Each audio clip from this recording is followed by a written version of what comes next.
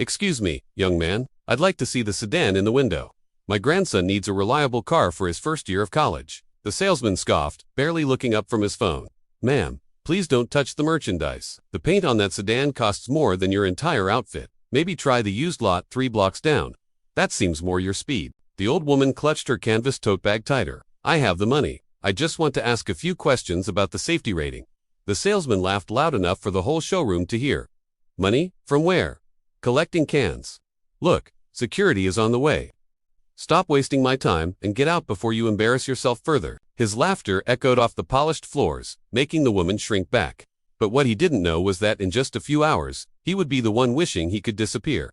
The woman's name was Eleanor Vance. She was 70 years old and wearing her muddy gardening shoes because she had just come from tending to her late husband's prize-winning roses. Just then, the general manager, Mr. Henderson, noticed the commotion and rushed over. Brad, step away. That is no way to speak to anyone. He turned to Eleanor with a warm, genuine smile. I apologize deeply, madam. Would you like a bottle of water? I'd be happy to answer any questions you have myself. Eleanor sighed, patting Mr. Henderson's arm gently.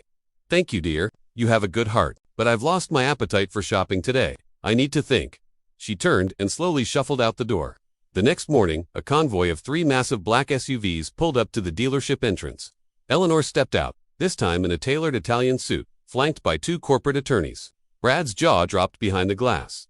Mr. Henderson ran out to greet her. Welcome back, madam. Eleanor smiled and handed him a heavy, metal business card. I've thought about it. I've decided to buy 12 cars for my corporate fleet today, but I will only deal with you. Mr. Henderson looked at the card and froze. It read, Eleanor Vance, CEO, Vance Global Logistics. They were the massive shipping company that transported these very cars to the dealership. Eleanor turned to Brad, who was shaking in the corner.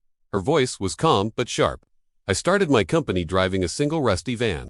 I learned very quickly that the biggest wallets often come in the quietest packages. Never judge a customer by their shoes. She turned back to the manager. Let's go sign the papers. Brad stood frozen, face burning red, realizing his arrogance just cost him the biggest commission of his life. True class speaks softly. Do you agree that you should never judge a book by its cover?